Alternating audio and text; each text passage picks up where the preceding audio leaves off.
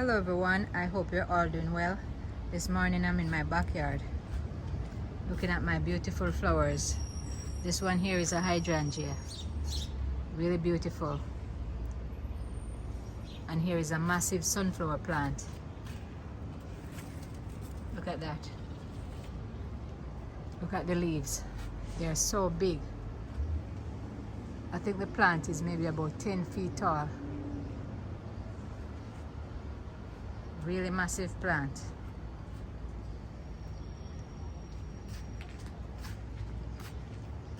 These are my bird feeders and my bird bath.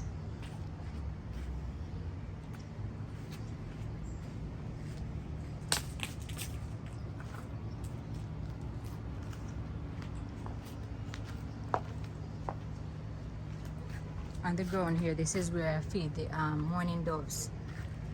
I put the food on the ground here because since they are so big, it is kind of awkward for them to go in the feeder. So when I put the food on the ground, then you know they can go down and have a lot of space to eat the food.